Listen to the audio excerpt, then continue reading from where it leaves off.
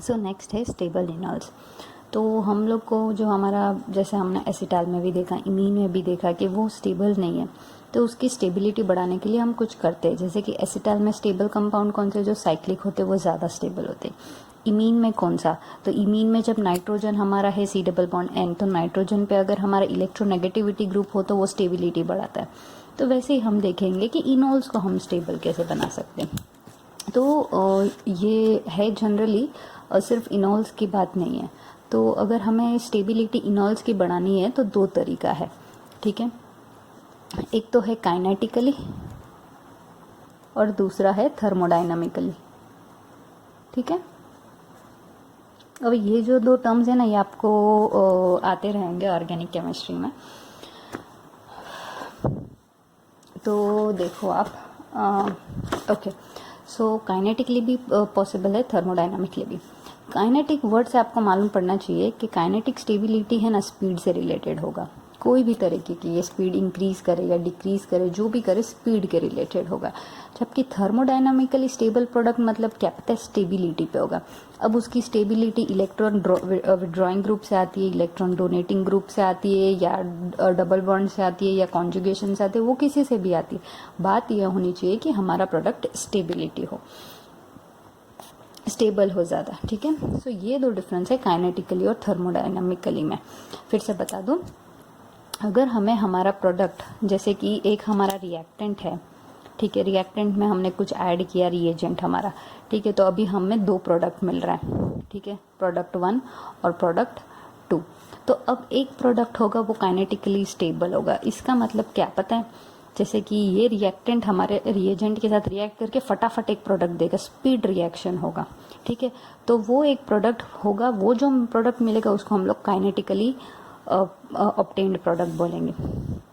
अभी ये जो प्रोडक्ट है मिला, जो स्पीड में हमें बन गया, ये ज़रूरी नहीं है कि ये दोनों में से यही स्टेबल हो। ये तो ये रिएक्शन स्पीड में रिएक्ट कर गया इसलिए हमें ये प्रोडक्ट मिला, पर ज़रूरी नहीं है ये हमारा कंपाउंड स्टेबल हो। जबकि थर्मोडाइनमिकली में क्या होगा, हमारा रिएक्टेंट हमारे रिएजेंट के साथ रिएक्ट करेगा और ये दोनों में जो स्टेबल प्रोडक्ट होगा ना वो देगा। अब वो काइनेटिकली स्पीड वाला भी प्रोडक्ट हो सकता है या जो स्लो रिएक्शन से हो रहा है वो भी हो सकता है, पर मेन बात ये है कि जो स्टेबल प्रोडक्ट है ना वही बनेगा, ठीक है। सो हम लोग देखेंगे कि यहाँ हम इनॉल्स को दोनों तरीके से स्टेबल करने की कोशिश करेंगे। सबसे पहले हम देखेंगे काइनेटिकली स्टेबल इनॉल्स। तो इन्होंने क्या किया, एक बहुत अच्छा, मैं आपको पहले रिएक्शन बता दूँ फिर हम देखते हैं कि क्या विनाइल और क्या अल्कोहल है। तो देखो मैं आपको बता दूं कि ये हमारा रिएक्टेंट, ये इन्होंने जो भी रिएक्शन कंडीशंस यूज़ किए वो, और ये प्रोडक्ट जो बना ये इनॉल है, ये फटाफट बन गया, ठीक है। पर अभी ये कीटो, ये बन गया इनॉल। अभी इनॉल से ये चला जाएगा कीटो में क्योंकि कीटो स्टेबल प्रोडक्ट है, पर इनॉल से कीटो की जो प्रोडक्ट जो प्रोसेस है वो एकदम स्लो रिएक्शन करती। तो जब ये हमारा प्रोडक्ट ऑब्टेन्ड होता है तो ये इतना स्टेबल हो सकता है कि हम उसकी एनएमआर स्पेक्ट्रा ले लें, ठीक है। तो इसलिए ये जो तरीका है ये हमने कैसे स्टेबल किया, हमारा प्रोडक्ट को काइनेटिकली स्टेबल किया। क्यों, क्योंकि स्पीड, जैसे कि ये कन्वर्जन इनॉल की कीटो में जो हो रही है ये स्लो है एकदम, ठीक है। तो ये जो हमने रिएक्शन किया इसको हम क्या बोलेंगे कि काइनेटिकली हमने प्रोडक्ट को स्टेबल किया। अब हमको आपको रिएजेंट के नाम पढ़ने तो हम देख लेते हैं कि रिएक्शन क्या है। Prepare simple enols in the strict absence of acid और base, they have a reasonably long life time. Okay, so reaction नहीं देखा हमने। इथिलीन ग्लाइकोल के साथ को अगर 900 डिग्री सेल्सियस लो प्रेशर में वाटर निकलेगा एक मॉलिक्यूल और विनाइल अल्कोहल बनेगा। अब विनाइल अल्कोहल क्या है, इनॉल फॉर्म ऑफ एसिटाल्डिहाइड, एसिटाल्डिहाइड का इनॉल फॉर्म है। अभी होगा यूँ कि जब वाटर मॉलिक्यूल निकलेगा ना तो सबसे पहले ये प्रोडक्ट बन जाएगा, पर स्टेबल ये है इसलिए ये इसमें कन्वर्ट हो जाएगा, पर ये जो प्रोसेस है ये एकदम स्लो है। तो जब तक हमारा प्रोडक्ट बनता है इसका हम एनएमआर स्पेक्ट्रा ले लेंगे और हमें जो भी इन्फॉर्मेशन चाहिए वो हम निकाल लेंगे। अब यहाँ मैंने आपको स्पेक्ट्रोस्कोपी करवाई नहीं है तो आपको यहाँ ज़्यादा आइडिया नहीं आएगा, पर जिसको खुद से आती हो वो लोग देख लो कि जो जे ट्रांस की वैल्यू हमेशा 14 आती है। देखो ये हाइड्रोजन और ये हाइड्रोजन दोनों ट्रांस के पोजीशन में है, ठीक है। अब देखो ये है जे सिस की वैल्यू, ये दोनों सिस हाइड्रोजन है 6.5, और ये दोनों जेमिनल, जेमिनल मतलब एक ही कार्बन पे जब दो सेम एटम्स हो उसको हम बोलेंगे जेमिनल, तो ये उसकी वैल्यू। अब पता कैसे चलेगा, देखो ये हमारा स्टेबल प्रोडक्ट है एसिटाल्डिहाइड। यहाँ देखो चलो यहाँ डबल बॉन्ड ही नहीं है तो सिस ट्रांस की तो वैल्यू हमें इसमें मिलेगी ही नहीं। तो ये जो प्रोडक्ट बनता है इसका हमने एनएमआर स्पेक्ट्रा लिया, एनएमआर स्पेक्ट्रा पे से हमें ये वैल्यूज़ मिली तो हम लोग उसका स्ट्रक्चर बता सकते हैं कि ये स्ट्रक्चर होगा, मतलब हमारा इनॉल बन गया। ठीक है, सो ये हमने कैसे किया, काइनेटिकली। अब हम करेंगे थर्मोडाइनामिकली। तो थर्मोडाइनामिकली में क्या होता है, हमारा जो 1,3 डाइकार्बोनिल कंपाउंड है वो बहुत ज़्यादा स्टेबल होता है। 1,3 डाइकार्बोनिल मतलब क्या, हमारे फर्स्ट पोजीशन पे और थर्ड पोजीशन पे डाइकार्बोनिल ग्रुप हो तो उसको हम बोलेंगे 1,3 डाइकार्बोनिल कंपाउंड। अभी वो क्यों स्टेबल है, तो भाई उसकी जो स्टेबिलिटी है ना वो इन्होंने कंपेयर किए कार्बोक्सिलिक एसिड से। जब कार्बोक्सिलिक एसिड कर रहे थे हम 10th चैप्टर में, तब मैंने आपको बताया था कि उसकी जो ये डीलोकलाइजेशन होती है। ठीक है, तो देखो अभी ये एरो किसका, आप एरो पे देखते रहिए। जब आपने कोई चीज़ पढ़ी हो ना तो वो अगर रिपीट हो रही है ना तो आपको आइडिया लग जाना चाहिए कि ये चीज़ रिपीट हुई है, तो जो आपने पढ़ा उसका कोई मतलब निकल पाएगा। ठीक है, तो ये जो है ये है डीलोकलाइजेशन इन कार्बोक्सिलिक एसिड। तो देखो अब ये हमारा क्या होगा, ऑक्सीजन था, ये कार्बोक्सिलिक एसिड आप समझ पा रहे हो ना, ये C डबल बॉन्ड O और ये OH। तो अब ये क्या हुआ, डीलोकलाइजेशन में क्या होगा, कोई एटम नहीं हिलेगा, सिर्फ जो इलेक्ट्रॉन है वो शिफ्ट होगा। तो आपको दिख रहा है ये इलेक्ट्रॉन शिफ्ट हो गया, प्रोटॉन्स जैसे के वैसे है। ठीक है, तो सेम इन्होंने 1,3 डायल में दिखा है। अब ये दोनों की स्ट्रक्चर बहुत ऐसे मिलती जुलती नहीं है, जैसे कि यहाँ एक डबल बॉन्ड आ जा रहा है, पर ये जो डबल बॉन्ड है ना ये इसकी स्टेबिलिटी बढ़ा ही रहा है, कम नहीं करेगा। ठीक है, तो ये इन्होंने बोला कि ये जो 1,3 डाइकार्बोनिल का जो कंपाउंड है ये similar to carboxylic, delocalization in carboxylic acid है, इसलिए ये ज़्यादा स्टेबल है। ठीक है, अब हम टॉटोमेरिज्म देखें ये दोनों की। तो देखो टॉटोमेरिज्म का एरो देख लो आप लोग। ठीक है, तो ये कीटो फॉर्म में क्या होगा, ये डबल बॉन्ड हो, ये भी डबल बॉन्ड हो, उसका इनॉल फॉर्म कर दो। ओके, यहाँ है हमारा कंपाउंड डाइनॉन, ये रहा। ठीक है, ये डबल बॉन्ड कंपाउंड था। तो अभी आप इसमें टॉटोमेरिज्म करो, टॉटोमेरिज्म में क्या होगा, ओके पहले इसका इनॉल फॉर्म कर देते फिर उसकी टॉटोमेरिज्म करेंगे। तो इनॉल फॉर्म में क्या होगा, ये डबल बॉन्ड यहाँ चला जाएगा, ये OH हो जाएगा। ठीक है, जैसे ये डबल बॉन्ड यहाँ जाके OH हो गया, टॉटोमेरिज्म में क्या होगा, प्रोटॉन शिफ्ट होगा, ये प्रोटॉन ये जो एसिड में होगा ये टॉटोमेरिज्म, तो ये प्रोटॉन उसमें से एसिड में से मिलेगा हमें, और ये जो है ये निकल जाएगा। और सेम चीज़ पर खाली अभी देखो हुआ तो ये वही प्रोडक्ट हमारा, कार्बोनिल डबल बॉन्ड और OH, कार्बोनिल डबल बॉन्ड और OH। फ़र्क क्या है, एक राइट साइड है एक लेफ्ट साइड है। ठीक है, पर मेन चीज़ हमें क्या देखनी है, ये टॉटोमेरिज्म है। टॉटोमेरिज्म में क्या होगा, हमारा जो प्रोटॉन शिफ्ट होगा, सॉरी प्रोटॉन ट्रांसफ़र होगा, डबल बॉन्ड शिफ्ट होगा, और ये एरोस। ठीक है, ये जो स्टेबिलिटी मिली हमें वो किसके वजह से मिली, डीलोकलाइजेशन से। ठीक है, तो 1,3 डाइकार्बोनिल कंपाउंड जो हमारे इनॉल फॉर्म में स्टेबल है, तो वो क्यों है, क्योंकि डीलोकलाइजेशन हुआ उसमें, सिमिलर टू कार्बोक्सिलिक एसिड। और कार्बोक्सिलिक एसिड स्टेबल है, उसकी जो डीलोकलाइजेशन होती है वो स्टेबल प्रोडक्ट बनाती है, इसलिए हमारा 1,3 डाइकार्बोनिल कंपाउंड इनॉल फॉर्म में स्टेबल है। अब मैंने आपको अभी थोड़ी देर पहले ही बताया कि स्टेबिलिटी आनी चाहिए, रीज़न कुछ भी हो। एक रीज़न हो गया डीलोकलाइजेशन, दूसरा रीज़न यहाँ आता है इंट्रामोलिकुलर हाइड्रोजन बॉन्ड। अब देखो ये हमारा एसीटोन है, ये हमारा एसिटाइल एसीटोन है, 1,3 डाइकार्बोनिल कंपाउंड। ठीक है, अब ये उसका हाइड्रोजन लेके ये प्रोटोनेशन हुआ, अब ये इनॉल फॉर्म हो गया, इन और ऑल, ये इनॉल फॉर्म हो गया, इनॉल का ये हमारा कॉन्जुगेटेड वर्जन।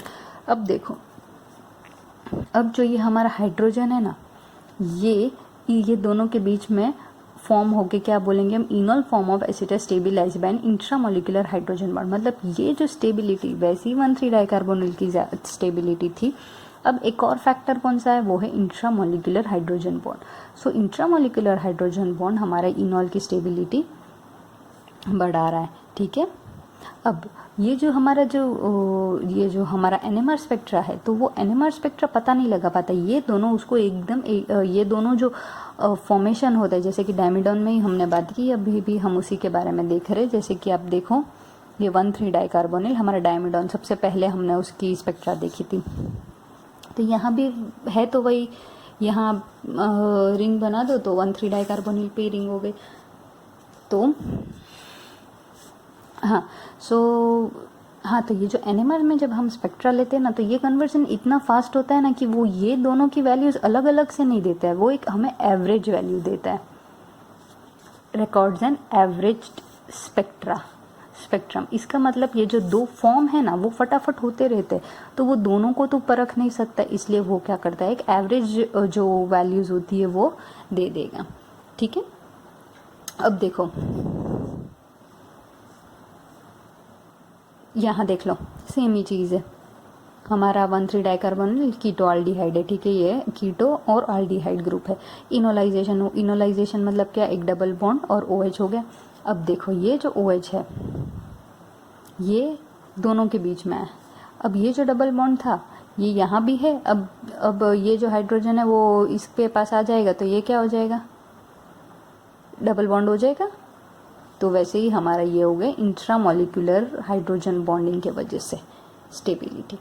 अब फिर से ये बात आती है कि अच्छा, ये टॉटोमेरिज्म और डीलोकलाइजेशन मैं आपको कब से समझा रही हूँ, आई होप आप समझ गए हो कि दोनों के बीच में मेन डिफरेंस क्या है, दोनों को एरोस से भी हम कैसे पहचान सकते हैं। ठीक है, ये हमारा डायमिडोन जो था, डायमिडोन नहीं है, इनॉल, उसकी बात हो गई है। ओके, सो नेक्स्ट है मोर एग्जांपल ऑफ स्टेबल इनॉल्स। अभी फिर वो बात आ गई कि हम लोग जो ये वो कर रहे हैं, पढ़ रहे हैं, तो वो क्यों पढ़ रहे हैं, तो इनॉल्स, स्टेबल इनॉल्स के बारे में हम क्यों पढ़ रहे हैं, क्योंकि ये हमें काफ़ी जगह आता है। जैसे कि ये जो मेडिसिन है ना, वो आर्थराइटिस के ट्रीटमेंट के लिए है, वो यूज़ होती है।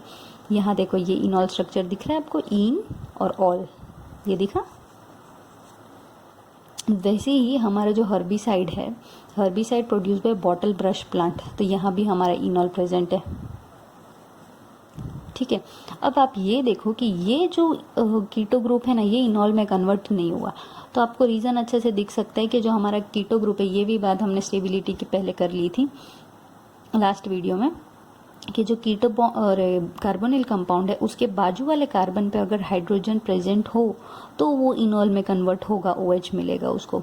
पर यहाँ देखो 1 2 3 4, ये कार्बन के 4 बॉन्ड्स ऑक्यूपाइड है, यहाँ हाइड्रोजन है ही नहीं, यहाँ भी नहीं है, 1 2 3 4, तो ये जो नेबरिंग कार्बन पे उसके पास हाइड्रोजन अवेलेबल ही नहीं है, इसलिए ये जो कार्बोनिल कंपाउंड है वो इनोलाइज नहीं हो सकता। ठीक है, वैसे ही हम लोग विटामिन सी अब हमें कितना इम्पोर्टेंट है, अभी तो आपको ज़्यादा ही पता होगा क्योंकि कोविड-19 के इश्यूज चल रहे, तो उसमें हमें वो आरोग्य सेतु ऐप अगर आप लोग ने डाउनलोड किया तो आपको पता होगा कि वो लोग इम्यूनिटी बढ़ाने के बहुत तरीके बताते हैं। तो ये वन ऑफ द तरीका ये भी है कि आप नींबू, साइट्रस फ्रूट्स यूज़ करो, नींबू पानी पियो रोज सुबह, इससे आपकी इम्यूनिटी बढ़ती है। सो विटामिन सी, तो विटामिन सी अभी वो हमारे बॉडी के लिए कितना एसेंशियल है, तो इसलिए वो एसेंशियल क्यों है और कैसे हमें कौन से सोर्स से मिलेगा, वो सब जानने के लिए उसका स्टेबल स्ट्रक्चर देखना पड़ेगा। स्ट्रक्चर में इनॉल आया तो इसलिए इनॉल हमारे इम्पॉर्टेंट है, जितना नींबू पानी हमारे लिए इम्पॉर्टेंट है उतना ही इनॉल है। ठीक है, सो देख लो ये हमारा वन स्टेबल कीटो फॉर्म। अब आपने ये है ना, कार्बोहाइड्रेट्स में इसके स्ट्रक्चर्स आ जाएंगे, और विटामिन सी का तो आपने किया होगा आई गेस, 12th में आया होना चाहिए कार्बोहाइड्रेट्स में आपको भी। सो ये कीटो ग्रुप इनॉल में कन्वर्ट हो गया। अभी ये OH ऑलरेडी था, ठीक है, अब ये इनॉल बन गया। ठीक है, अब देखो अब ये वापस ये कीटो होने की जगह ये कीटो बन गया और ये OH यहाँ आ गया, तो ये ग्रुप इसके देखा जाए तो एकदम ऑपोजिट ग्रुप, ये जो 2 कार्बन है ये इसके ऑपोजिट हो गए। ठीक है, तो ये सिर्फ उसके फॉर्म्स है, वन अनस्टेबल कीटो फॉर्म, फिर ये stable enediol form of vitamin C, और ये another stable form of keto form.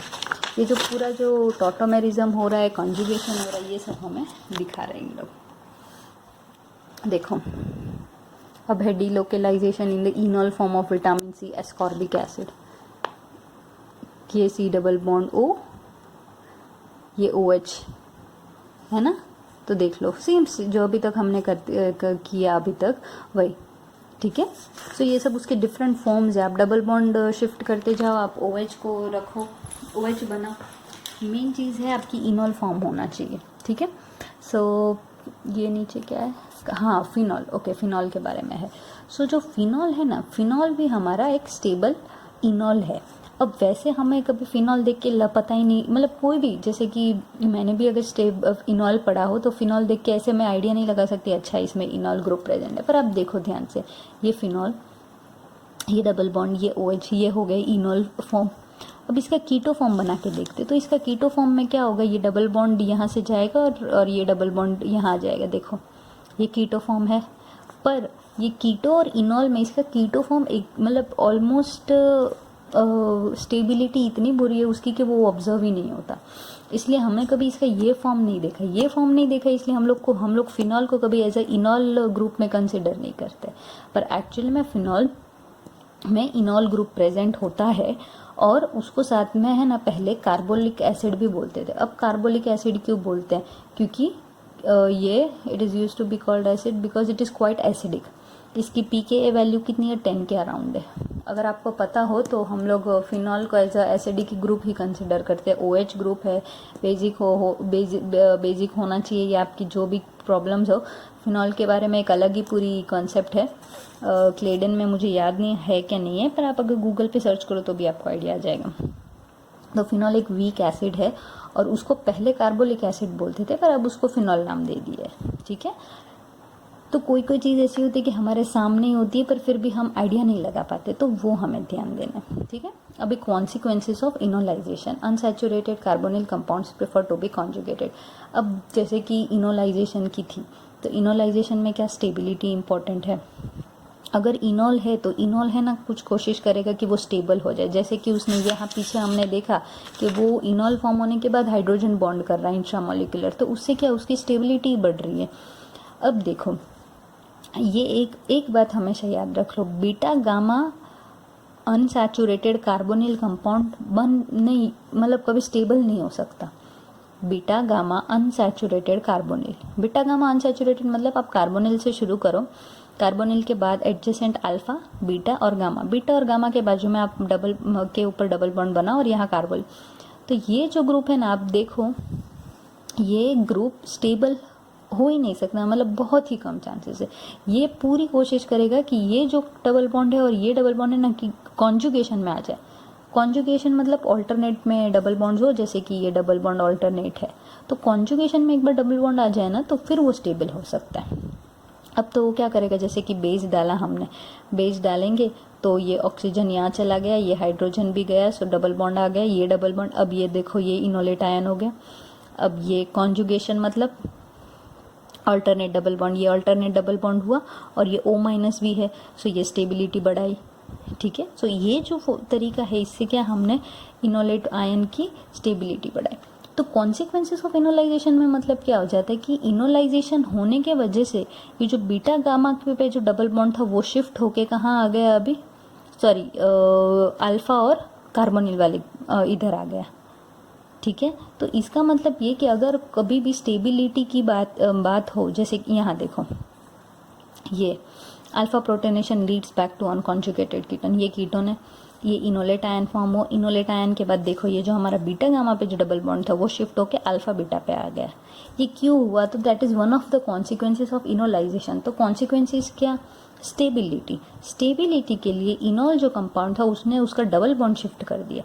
ऐसा नहीं है कि डबल बॉन्ड वहाँ नहीं आएगा, पर बात यह है कि स्टेबिलिटी इंक्रीज करने के लिए ये शिफ्टिंग हुआ। ठीक है, तो ये याद रख लो कि कभी भी beta gamma unsaturated carbonyl group it is difficult to keep a beta gamma unsaturated carbonyl compound. ठीक है, ये याद रखो। नेक्स्ट टॉपिक है रेसिमाइजेशन। सो रेसिमाइजेशन में क्या है हमारा, अच्छा पहले मैं आपको ये बता तो रेसिमाइजेशन मतलब क्या। रेसिमाइजेशन में क्या होगा, रेसिमाइजेशन में जब हमारा ऑप्टिकली एक्टिव कंपाउंड होगा वो या तो हीट से या तो केमिकल रिएक्शन से वो ऑप्टिकली इनएक्टिव फॉर्म में कन्वर्ट हो जाएगा। अब रेसिमाइजेशन जो है ना वो स्टीरियो केमिस्ट्री में आएगा, तो उसमें आप डिटेल में समझ सकते हो, पर जिसने स्टीरियो केमिस्ट्री नहीं आती, जिसने नहीं पढ़ा, ये पहली बार रेसिमाइजेशन सुन रहे हो, तो आप छोटा सा टॉपिक है ये आप छोड़ सकते हो। पर अगर जिसने पहले स्टीरियो केमिस्ट्री पढ़ ली है वो लोग रेसिमाइजेशन से लिंक बना अपना जोड़ सकते हैं। सो नेक्स्ट देखो, जैसे मैंने क्या बोला, ऑप्टिकली एक्टिव फॉर्म कोई रिएक्शन की वजह से ऑप्टिकली इनएक्टिव फॉर्म में कन्वर्ट हो जाएगा। ये एक्टिव फॉर्म है हमारा, एस इनांशियोमर ऑफ कीटो एस्टर। जैसे ही रिएक्शन देखो ये 1,3 डाइकार्बोनिल है तो ये क्या करेगा, इनॉल बनाने की कोशिश करेगा। तो इनॉल में क्या होगा, ये जो हमारा कंपाउंड है वो एकाइरल हो गया। ठीक है, अब एमिनो एसिड की बात करते हैं। तो एमिनो एसिड के साथ अगर एमिनो एसिड को देखो, एमिनो एसिड में 2 ग्रुप होते हैं, NH2 भी है और COOH भी है। अब देखो अगर हम बेस में हमारा ये रिएक्शन करें तो बेस में क्या होगा, ये हाइड्रोजन निकल जाएगा क्योंकि बेस जो है वो एसिडिक हाइड्रोजन पर अटैक करेगा। सो ये हाइड्रोजन चला जाएगा। जैसे ये हाइड्रोजन चला जाएगा हमारा कार्बोक्सिलिक आयन जो है वो इनॉल फॉर्मेशन नहीं कर सकता। ये बेस की बात हो गई। और अगर हम एसिड में हमारा रिएक्शन करें तो ये जो एसिड मतलब एसिड H+ देगा तो ये NH2H+ ले लेगा और NH3+ बना के ये निकल जाएगा। तो ये भी इनोलाइजेशन नहीं देगा। तो अब हमें इनोलाइजेशन करना हो तो हम कैसे करेंगे, तो सबसे पहले हम अल्फा अमीनो एसिड को हमने एसिटिक एनहाइड्राइड के साथ रिएक्ट किया। तो जैसे हम एसिटिक एनहाइड्राइड के साथ रिएक्ट करेंगे N-एसिटाइल डेरिवेटिव मिला। अब ये N-एसिटाइल डेरिवेटिव देखो, अब यहाँ हम लोग अगर हम चलो बेस ऐड करें अब यहाँ हम तो भी ये निकल जाएगा और हमें इनोलाइजेशन नहीं देगा हाइड्रोजन। पर अगर हम एसिड यूज़ करें तो अब ये NH3+ होके नहीं निकलेगा क्योंकि ये ब्लॉक हो चुका है। ठीक है, तो अब हम एसिड ऐड करेंगे, एसिड ऐड करेंगे तो इनोलाइजेशन होगा। इनोलाइजेशन में प्लेनर इनॉल फॉर्म होगा और प्लेनर इनॉल के बाद हमारा कंपाउंड जो था वो कायरल में से ऑप्टिकली एक्टिव में से ऑप्टिकली इनएक्टिव हो गया। ठीक है, सेम रिएक्शन एक और देख लो यहाँ भी। अभी रेसिमाइजेशन इन वीवो, अब ये जो है ना ये एक इंटरेस्टिंग पार्ट है क्योंकि ये हमारे बॉडी में होता है। अब देखो रेसिमाइजेशन हमने कितनी बार पढ़ी होगी स्टीरियोकेमिस्ट्री में, पर हमें ये नहीं पता होगा कि हमारे बॉडी में भी रेसिमाइजेशन होता है। तो कैसे, जैसे कि देखो some compounds may be racemised inside human body. Bacterial cell walls are built partly by from unnatural amino acid which humans can digest. अब जो बैक्टीरिया चलो आ गया, ठीक है, मेरे बॉडी में, तो बैक्टीरिया के जो सेल वॉल्स है वो किससे बने, एक अननेचुरल एमिनो एसिड से बने। ठीक है, जो ह्यूमन बॉडी है ना डाइजेस्ट नहीं कर सकते। अब हम डाइजेस्ट नहीं कर सकते तो वो पड़ा रह गया, तो जो पड़ा रह गया वो अभी ऑब्वियसली हमारे बॉडी को नुकसान करेगा। तो इसका सॉल्यूशन क्या है, आइबुप्रोफेन। आइबुप्रोफेन है ना, मार्केट में आप अभी कोई भी शॉप में जाके न्यूरोफेन मांगो, ठीक है, तो वो दे देंगे। अब वो जो आइबुप्रोफेन है ना वो एज अ रेसीमेट हमें जो दवाई आती है ना वो एज अ रेसीमेट है। रेसीमेट मतलब क्या, उसमें मिक्सचर प्रेजेंट होगा। ठीक है, अभी मिक्सचर प्रेजेंट होगा, पर हमारा जो बॉडी है ना वो एस इनांशियोमर है ना। अब समझो ये जो हमारा आइबुप्रोफेन है उसका आर इनांशियोमर भी प्रेजेंट है, एस भी प्रेजेंट है। रेसीमेट मतलब ये हमारी दवाई जो है वो उसमें आर भी प्रेजेंट है और एस भी प्रेजेंट है। अब जो हमारा बॉडी जो है ना उसको एस आइबुप्रोफेन ही, एस इनांशियोमर है ना ऑफ आइबुप्रोफेन, यही काम का है क्योंकि ये एक इफेक्टिव पेन किलर है। तो ऑब्वियसली ये दोनों में से इसको अलग करना पड़ेगा, तो वो हमारा बॉडी खुद से करता है। हम सिर्फ दवाई लेते, हम जैसी दवाई लेते ही क्या होगा, ये हमारा जो रेसीमेट है उसमें से एस आर और एस में से एस मिक्सचर अलग हो जाएगा और ये एस मिक्सचर हमारा एक्टिव फॉर्म बन के हमारा बैक्टीरियल सेल वॉल को ब्रेक कर देगा। देखो ये इनएक्टिव इनांशियोमर ऑफ आइबुप्रोफेन है। ठीक है, फिर बाद में जैसे ये हमने दवाई ली, इनएक्टिव मतलब हाँ इनएक्टिव फॉर्म में है, हमारे बॉडी के लिए इनएक्टिव फॉर्म में है। ठीक है, अब ये इनएक्टिव फॉर्म में, इसका जैसे ही हमारे बॉडी में गया ये फ्लैट इनॉल में कन्वर्ट हो गया, इनॉल के बाद ये एक्टिव फॉर्म एस में कन्वर्ट हो गया। ठीक है, तो हमारे बॉडी में ही ये प्रोसेस हो रही है। तो ये इंटरेस्टिंग थिंग है कि अभी हमें पता नहीं चल रहा है हमारा बॉडी क्या क्या केमिकल रिएक्शंस करते हैं। जैसे जैसे हम क्लेडन पढ़ते जाएंगे हमें आइडिया लगता जाएगा। सो नेक्स्ट है रिएक्शन विद इनॉल्स और इनोलेट्स एज इंटरमीडिएट। तो हमें इनॉल और इनोलेट एज ए इंटरमीडिएट में तो हम 2 रिएक्शंस पढ़ेंगे, हेलोजिनेशन करेंगे हम। तो halogenation acid catalysed and enolisation भी करेंगे और हम बेस प्रोटोनेटेड हेलोजिनेशन भी करेंगे। दोनों में क्या डिफरेंस है ये भी करेंगे। ठीक है, कॉन्ट्रास्ट में हम देखते जाएंगे। सो शुरू करते हैं हम लोग हेलोजिनेशन से। देखो ये हमारा कार्बोनिल कंपाउंड एसीटोन, एसीटोन में Br2 और एसिटिक एसिड रिएक्ट किया तो हमें ब्रोमो एसीटोन मिल गया। ठीक है, सबसे पहले मैंने आपको क्या बोला, आपको कुछ पता चले या ना चले, पहले ये देखो कि हम लोग का रिएजेंट या एसिड है या बेस है। एसिड, एसिड क्या करेगा, अपना प्रोटॉन जो है वो दे देगा। तो यहाँ देखो ये कंपाउंड को देख के आपको क्या लगता है कौन एक्सेप्ट करेगा वो प्रोटॉन? Obviously oxygen. ऑक्सीजन ने प्रोटॉन एक्सेप्ट कर लिया। जैसे ये प्रोटॉन एक्सेप्ट करेगा, ये हाइड्रोजन यहाँ से रिलीज होकर डबल बॉन्ड बना दिया। अब ये इंटरेस्टिंग पार्ट है, हमारा जो इनोल है वो Br2 के साथ वो कैसे रिएक्ट करेगा? अच्छा, आपको ये पता है हमारा अल्कीन Br2 के साथ कैसे रिएक्ट करते हैं? देखो हमारा जो अल्कीन है वो अल्कीन Br2 के साथ कैसे रिएक्ट करेगा? एक Br जाएगा, Br प्लस और Br माइनस होता है, Br माइनस गया, Br प्लस जो है वो 3 मेंबर्ड रिंग फॉर्म करेगा Br के साथ। जैसे ये 3 मेंबर्ड रिंग फॉर्म करेगा, ये जो Br माइनस है इसके ऑपोजिट डायरेक्शन से अटैक होके ये हमें कंपाउंड मिलेगा। अगर आप ऐसे देखो तो आपको ऐसा लगेगा डबल बॉन्ड के दोनों एंड्स पे, एक एंड पे ब्रोमीन और दूसरे एंड पे ब्रोमीन अटैच हुआ है। ठीक है, ये हमारा सिंपल जो अल्कीन है, अल्कीन में Br2 कैसे रिएक्ट करते हैं वो है। पर हमारा इनोल ऑब्वियसली अलग है, क्योंकि इनोल के साथ एक OH ग्रुप भी प्रेजेंट है। तो ब्रोमिनेशन इनोल में कैसा होता है, हमारा जो Br है उसमें से एक Br कम्प्लीटली निकल जाएगा और जो दूसरा Br है वो ये डबल बॉन्ड के साथ लग जाएगा और हमारा जो OH है वो H निकल के हमारा कार्बोनिल कंपाउंड हमें मिल जाएगा। ठीक है, तो अब देखो तो आपको क्या लगेगा कि ये जो डबल बॉन्ड थी उसमें से एक ने कार्बोनिल बना लिया और एक Br के साथ ज्वाइंट हो गया। ठीक है, पर ये जो अंदर की डिटेल मैकेनिज्म है ये हम लोग को अब पता है। ठीक है, तो अब देखते हैं हमारा इनोल के साथ Br2 रिएक्ट ने किया तो अभी हमारा क्या प्रोडक्ट मिला हमें, ब्रोमो एसीटोन। ठीक है, अभी सेम चीज़ हमारी कीटो ग्रुप है Br2 और AlCl3 Et2O। अब AlCl3 है ना, हम 12th स्टैंडर्ड से पढ़ रहे हैं कि एनहाइड्रस AlCl3 क्या ल्यूइस एसिड में यूज़ होता है।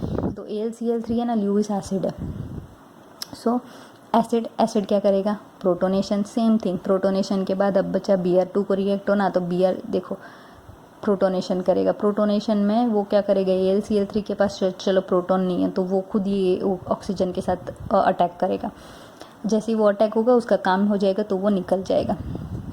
जैसे ही अटैक हुआ ये हाइड्रोजन रिलीज होगा, सेम चीज़ Br2 होगा, Br में से एक Br निकल जाएगा, ये Br यहाँ अटैक हो गया, अब AlCl3 का काम हो गया तो वो AlCl3 निकल गया और हमें हमारा कंपाउंड मिल गया। Enols are more nucleophilic than simple alkenes. हमारे सिंपल अल्कीन्स के कंपैरिजन में इनोल्स जो है वो बहुत ज़्यादा न्यूक्लियोफिलिक है। तो अगर आप देखा जाए तो अगर आपको पता चले तो ये Br प्लस और Br माइनस है सपोज करो, तो अगर हमारे इनोल्स आर मोर न्यूक्लियोफिलिक तो कौन सा पार्ट अटैक करता होगा, कौन सा Br अटैक करता होगा, Br प्लस अटैक करता होगा। न्यूक्लियोफिलिक मतलब ये नेगेटिव होगा, इसका मतलब पॉजिटिव चीज़ कोई आ रही होगी इसके पास, तो इसका मतलब हमारा जो Br पॉजिटिव है वो यहाँ अटैच होगा। ठीक है, सेम इन्होंने है थोड़ा एक स्टेप 2 स्टेप आगे दिखाया। एसिड से इन लोग ने एसिड क्लोराइड में कन्वर्ट किया। एसिड क्लोराइड को अभी Br2 के साथ रिएक्ट करके इन्होंने Br एड ग्रुप ऐड किया, इसमें मिथेनॉल ऐड करके ब्रोमो एस्टर बनाया। दिख रहा है, ब्रोमो एस्टर। अब एसाइल क्लोराइड में इनोलाइजेशन किया, इनोल ऑफ एसाइल क्लोराइड। जैसे ही करेंगे अभी Br2 अटैच होगा, जैसे Br2 अटैच हो जाएगा, अब देखो आप ऐसा मत समझना ये Cl ग्रुप निकल जाएगा क्योंकि ये अच्छा लिविंग ग्रुप है, उसके पास यहाँ रिएक्शन ही नहीं होने वाला कि वो Cl निकलेगा। सबसे पहले यहाँ रिएक्शन होगा, ये जो Br और हमारा इनोल ग्रुप है ये इतना इनोल पार्ट और Br2 के साथ रिएक्ट होगा, फिर अगर C के पास अगर निकलने के चांसेस है तो निकलेगा, यहाँ उसके पास निकलने के चांसेस नहीं है तो नहीं निकला। ठीक है, अब देखो अब हम करेंगे बेस प्रोटोनेटेड हेलोजिनेशन। अब हम डालेंगे बेस का क्या काम है, बेस क्या करेगा, हाइड्रोजन ले लेगा। तो अब देखो हमारा कार्बोनिल ग्रुप के पास तो हाइड्रोजन है नहीं, तो ऑब्वियसली वो उसके बाजू वाले कार्बन के पास से हाइड्रोजन ले लेगा। जैसे ही वो हाइड्रोजन ले लेगा ये डबल बॉन्ड पहले बनेगा, डबल बॉन्ड बनने के बाद ये बन तो हमारा इनोलेट ही गया, अब वो Br के साथ रिएक्ट करेगा। तो आप खुद सोच सकते हो कि डिफरेंस क्या है। डिफरेंस कुछ नहीं है, डिफरेंस सिर्फ हमारा फर्स्ट स्टेप है। जो एसिड है, एसिड क्या करेगा, सबसे पहले यहाँ प्रोटोनेशन करता है, तो हमारा प्रोटोनेशन करने से पहले हमारा OH प्रोटोनेट होता है, फिर डबल बॉन्ड बनता है, फिर ये H जाएगा और फिर ये बनेगा। जबकि हमारे बेस वाले रिएक्शन में क्या है, सबसे पहले हमारा H जाएगा, ये डबल बॉन्ड बनेगा और फिर ये O माइनस फॉर्म होगा। ठीक है, बस वो only, that is the only difference. हाँ, एक और डिफरेंस है, बहुत ओनली नहीं, एक डिफरेंस और है। सो ये Br अटैक किया, ठीक है, अब ये हमारा प्रोडक्ट बन गया।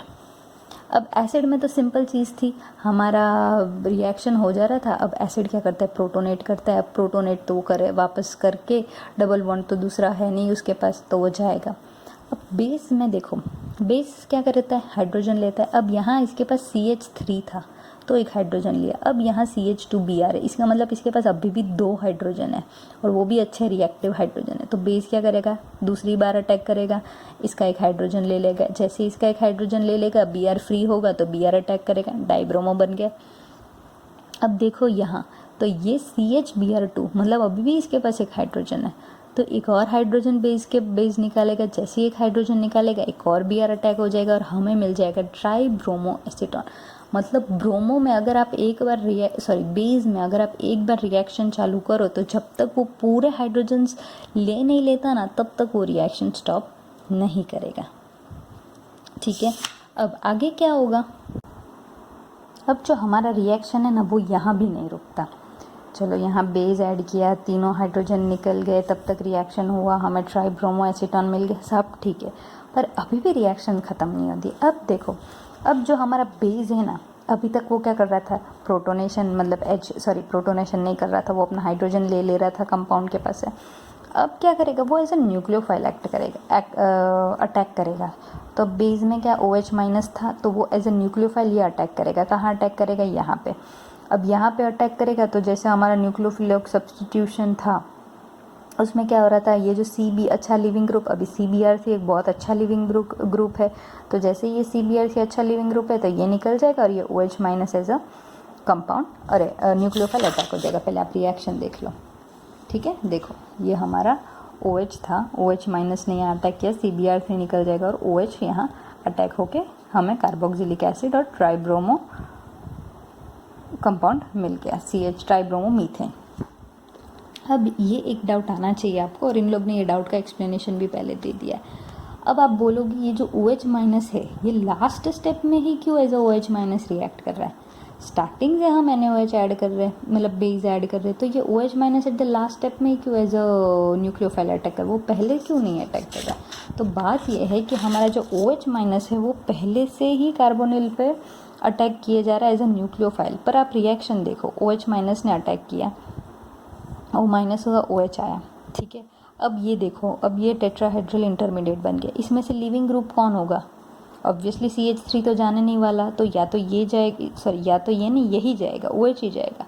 सो OH फिर जाएगा और फिर हमें हमारा कार्बोनिल मिल गया। मतलब ये रिएक्शन में हो रहा है चालू, बट जैसे कि अगर आप ड्यूटेरियम लो या फिर कोई और चीज़ लेके आप समझो, या कार्बन और नॉन रेडियोएक्टिव आइसोटोप लो, तो आपको पता चलेगा कि ये एक्चुअली में अंदर होता रह रहा है। पर अगर आप सिंपल जो हमारा कंपाउंड है, जैसे कि ये 16O आप ले रहे हो, तो आपको ये जो हो रहा है इसका आइडिया नहीं लगता है। पर एक्चुअली में हमारा जो बेस है वो OH- पहले ही स्टेप से अटैक हो रहा है कीटोन पे। पर जब तक यहाँ एक अच्छा लिविंग ग्रुप ना हो जाए, जैसे कि यहाँ एक ये CBr एक अच्छा लिविंग, CH2Br अच्छा लिविंग ग्रुप नहीं था, CHBr2 इतना अच्छा लिविंग ग्रुप नहीं था, बट जो CBr3 है वो तो एक बहुत ही अच्छा लिविंग ग्रुप है। तो जैसे ही एक अच्छा लिविंग ग्रुप मिला तो ये OH जाने की जगह ये लिविंग ग्रुप निकल जाता है, तो हमारा OH रुक जाता है। ठीक है, सो हमने वैसी सेम रिएक्शन इन्होंने आयोडीन के साथ लिख के दी है।